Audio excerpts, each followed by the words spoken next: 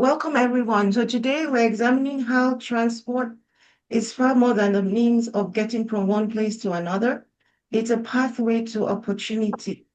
So we will explore how sustainable transport underpins poverty reduction, climate resilience, and inclusive economic growth in Canada and globally. So my aim is to highlight the key issues, solutions, and challenges and emerging opportunities so that you leave this session informed, empowered, and equipped to understand your role and to advocate effectively for yourself and for your community. So approximately 1 in 10 Canadians face some form of transport poverty. So aligning closely with the national poverty rate of 7.4%. So limited access includes both physical barriers, such as distance to reliable transit, and financial barriers, as transportation costs prevents many low-income households from securing affordable mobility. Now, so research highlights a systemic affordability paradox. So you have Canadians, they have to choose between costly housing near transit or cheaper housing in car-dependent areas. So as a result, low-income and racialized Canadians disproportionately experience long, costly extreme commutes. Now, this pattern reveals that transport poverty is not an individual choice, but a structural challenge rooted in inadequate urban design and affordability gaps. Now, globally, 1 billion people still lack access to all-weather roads, cutting them off from jobs, services, and opportunity. So in many regions, especially rural Africa, transport gaps deepen poverty and exclusion. Now, reliable, inclusive transport infrastructure is essential for economic mobility, social well-being, and achieving sustainable development. So in summary, transportation defines access to jobs, schools, healthcare, and opportunity. So when transport systems exclude low-income or marginalized communities, poverty deepens. So sustainable, affordable mobility is key to social inclusion. Next slide.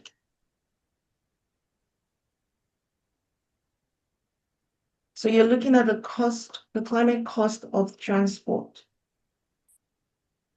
So now transportation in Canada is Canada's second largest source of greenhouse gas emissions, representing 23% of the national total in 2023. Now, road transport dominates, accounting for 84% of these emissions, driven by high car dependency. So nearly 84% of commuters travel by personal vehicle and a shift towards larger SUVs and light trucks. Now, although emissions have risen 33% since 1990, policy measures are reshaping the sector. So Canada is investing heavily in zero-emission vehicles and charging infrastructure, strengthening vehicle standards and expanding public transport and active transportation options. So clear and consistent policy remain vital to accelerate electrification, reduce road reliance, and build a low-carbon resilient transportation system. So in summary, every policy choice, from transit investment to EV infrastructure, can either worsen or help solve the climate crisis. Next slide.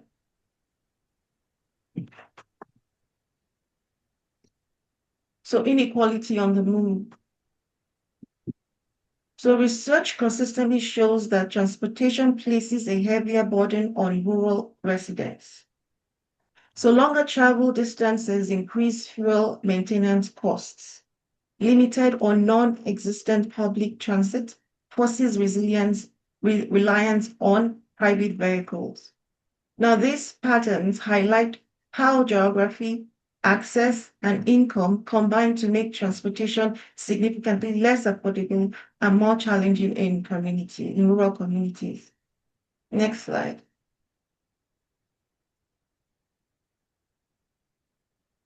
Now, data from 2016 census, which is the most recent detailed data set on commuting and demographics, and other Statistics Canada analysis confirm that racialized groups and recent immigrants are significantly more likely to use public transit to get to work. Next slide.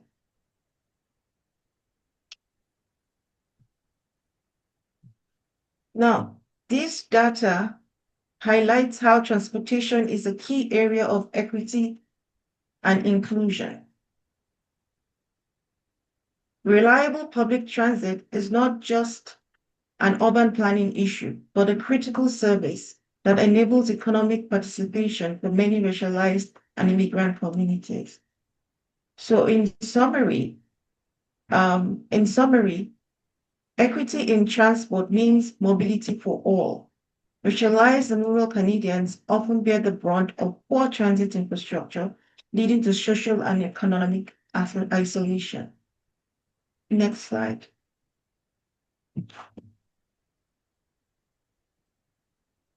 So the triple dividend, people, planet, prosperity. So sustainable transport delivers a triple dividend, right? It's you're looking at economic growth, social inclusion, and environmental protection. It's one of the few investments that benefit everybody. Next slide. So Canada's path to sustainable mobility.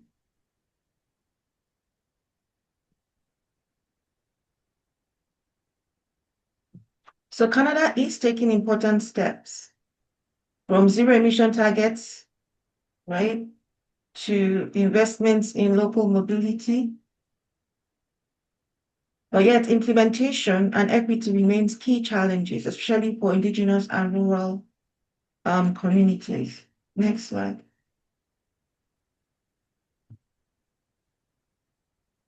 Now, global innovations. So this is interesting. So if we look at Colombia, right, they've designed a bus rapid transit system, which has lifted thousands out of poverty.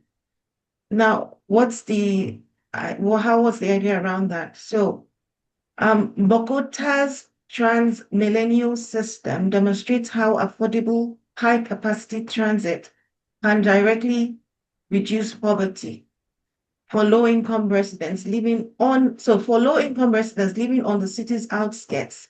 The system cuts commute times by 15 to 40% and lowered transportation costs as a share of household income. Now, so you're looking at faster, reliable expanded access to formal employment across the city. So, so with studies showing measurable increases in hourly wages for low-income workers.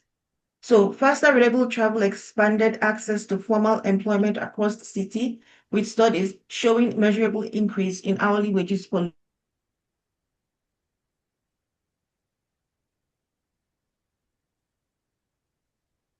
low-income workers. Research further found that significantly move out of poverty.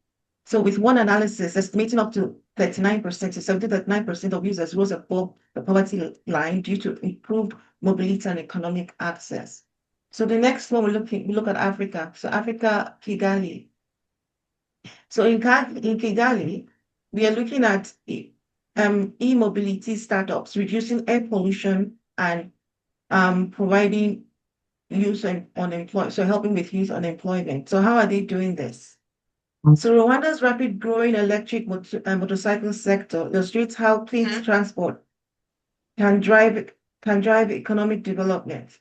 So companies like Ampersand, now Africa's largest electric motor taxi operator, significantly lower operating costs for drivers while creating new jobs in battery swapping, manufacturing, and maintenance. So a partnership with Ampersand and Safi aims to produce 50,000 e-motorcycles for East Africa, expanding local manufacturing employment.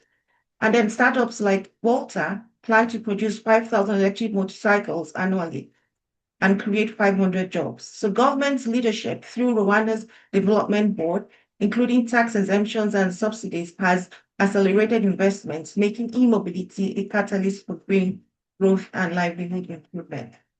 Then finally, you have Amsterdam, so Netherlands and Amsterdam. So Netherlands leads the world in cycling. right? It's supported by decades of intentional planning and investment. So you're looking at about 27% of all national trips are made by bicycles, with cities such as Amsterdam and Groningen exceeding 35% mode share, for far above the 1 to 2% typical in North America. So cycling is seamlessly integrated into daily routes, with the average Dutch resident covering 2.5 kilometers per day by bike, providing regular, moderate physical activity without requiring additional time. Now, this success is enabled by an extensive network of 35,000 kilometers of dedicated cycle path designed for safety and convenience and accessible for riders of all ages. So globally, as you can see, cities are providing that are proving that sustainable transport can be inclusive and transformative, combining clean technology with social justice. Next slide. Now, so you're looking at barriers and opportunities. So as you can see, these are the challenges, these are the opportunities. So every barrier to sustainable transport is also an opportunity for innovation. So from green jobs creation to better governance and inclusive city design. And this you can actually see this from the examples, the global innovation in the examples I had mentioned earlier on. Now, next slide. Now, what can you do? What's the call to action? What can you do? So advocate for local green transport funding in your area. Support inclusive transit access for low-income and indigenous communities. Choose active or shared mobility when possible. So transforming transport starts with collective effort. So from policy to personal choices. So every step, ride, or bus trip towards sustainability does count. Next slide. Now, with this quote, the road to equality and climate resilience is one we must travel together. Now, I'm going to end this presentation. Thank you. So, thank you for joining this conversation. So let's remember, transport is more than movement from one place to the other. It's empowerment, access, and a pathway to a just, sustainable future. So every system is interconnected and cannot be addressed singularly. Now, there are implications to every decision that we make. And so decisions have to be made taking the environment, people, and economy into consideration. So my role is to help you connect the dots.